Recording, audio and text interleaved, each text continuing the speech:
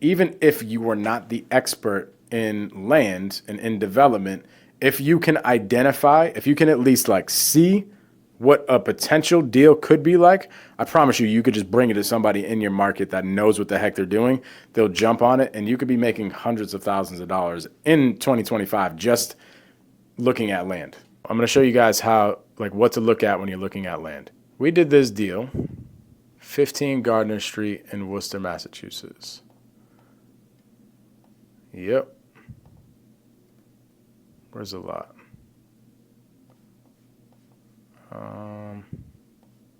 Right here. This was the lot right here that we did this deal on, okay?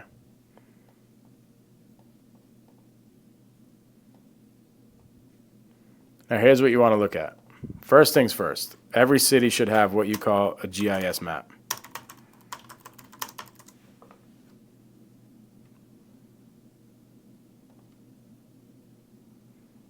Okay, so we're going to pull the GIS map up.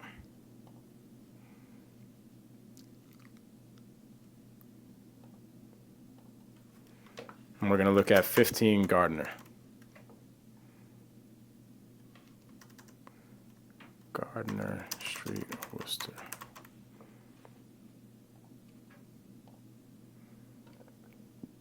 Okay, look at this small lot. So this is our piece of land right here that we had under contract. Okay? There's something, I'm going to lay, I'm going to give a couple definitions real quick. There's something called frontage. All frontage is, this is the street, Gardner Street, right? All frontage is the amount of feet from this part of the lot to this part of the lot.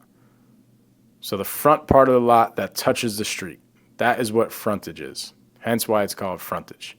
That's one of the requirements and one of the major requirements that you're going to want to look at. The second thing is this. This is called the lot area. What is the square feet of the lot? In our case, this is 9450. Okay? A lot of these, so let's write these down. So first thing you want to look at is frontage. Okay? Second thing you want to look at is lot area. Third thing you want to look at is the zone. Okay, what is this zone for? If we look here, this zone right here is RG5. Okay, so the zone is RG5. This will be important in a sec. Okay, zone description. This even gives you the description, so they're making it easy on us. And every single town is different. Every city is different. So it's kind of a pain in the butt navigating every single town. Sometimes you just have to hop on the phone with the zoning department and ask questions. But a lot of the stuff is provided online. But look, you can even see general residential, minimum requirement, 5,000 square feet. If you look back up, we have 9,400. So we know we're checking the box there. Okay, they're usually going to have a use of the property. Developable residential land. Great. That means I can develop something. So you're going to want to look at the use too. Okay? Sometimes it says not developable. Sometimes it says commercial only. Okay? They're starting to tell you a story. That's really what you're looking at. Okay? So we know we're zoned RG3. We know that we have 9450 of lot area, and we have, this is what you want to look at too. Most GIS maps have this little thing, this little tool right here. This is a measuring tool, and you can measure from this part to this part. Let me measure this in feet. Let me try this again. Okay, so you want to measure the frontage.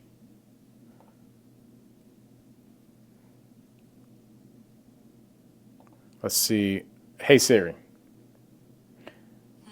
how many feet is 21.35 meters? 21.35 meters is 70.05 feet. Okay, so we got 70.05 feet of frontage. Okay? And we're zoned RG5. Now let's go look at the next thing that we got to figure out.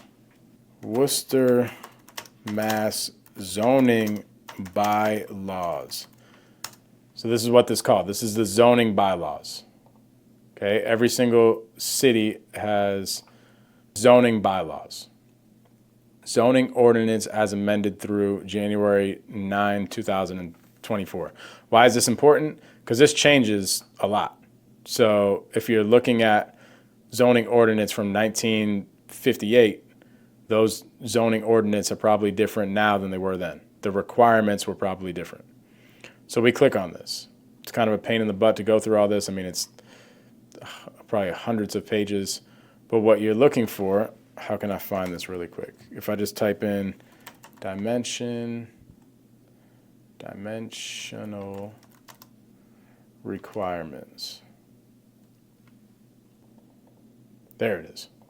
So what you're looking for is this this table right here. This table tells you all things. A lot of the times what I like to do is I just hop on the phone with the city really quick because it's much easier. Sometimes navigating through these sites is a pain in the butt. And I just call the zoning board and I'm like, hey, looking at this piece of property right here, can you tell me what it's zoned? Can you tell me what the dimensional regulations are? And they'll run through it really quick and I'll take some notes. So that's a cheat code on how to get it really quick. But if you want to just get it on your own and for an understanding on what you're like, what questions that you're asking, let's look at it. So remember, if we go back to this lot, we were zoned, look at the zone, RG5. So what you want to do is you want to come to this table. This is permitted dimensions by district.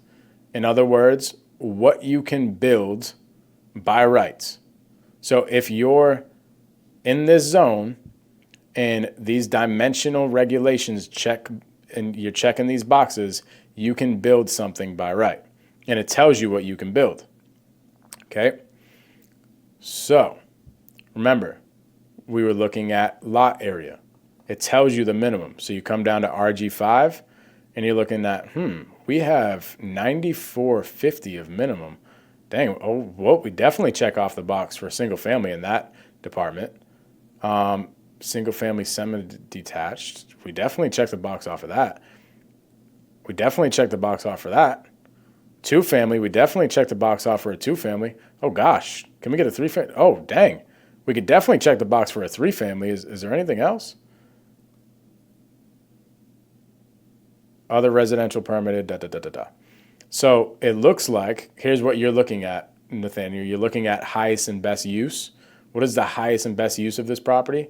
That tells me what I can sell the deal for. In most cities, sometimes this is different in some cities, but in most cities, a single family is not worth as much as a two family is. And a two family is not worth as much as a three family. So if I was looking at this deal really quick, I'd be like, oh dang, we might be able to get a three family in here. Let me try to look at everything else really quick. Okay, well, what's the frontage? What's the frontage minimum? Well, if you remember back, we measured it and it was 70. Okay, this one checks the box there. We got 60 here. That's incredible. There's another thing here. Minimum depth. Okay, this is for the front, side, and rear. I'm going to go back to the GIS map and show you what that means. And maximum story. If you go back to multifamily, I'm assuming 3+. So you can build a 3-decker plus. Okay. This is also important. So we know on our deal that we're looking at right now, we checked the box off for lot area. We checked the box off for frontage. Now let's see what the setbacks are, because this is going to tell us how big the house could be. Okay. Well, we got 15 feet from the front, 8 feet from the side, 8 feet from the rear. So if you go here, you simply just take the measuring stick. Okay, you go here and you just start playing with it. Well, this is 15 feet right here. So my building can start right here. The foundation of my building can start right here. Does that make sense? And if you remember, it's 8 feet from here to the inside. So I mean, 8 feet's probably only goes to like right here. Okay, same thing for here. Same thing for out back. What were the setbacks for the rear? Setbacks were 8. So dude, you could build on this pretty much entire lot in accordance to the setbacks. The other thing that you want to look at is, I can't see it on this map. I don't know why, it's probably over here to the right and it's cut off. But there's another thing that says you can only build a certain amount of percentage. A certain amount of percentage of the building can be on the lot. So like, it's going to say 30%. What does that mean?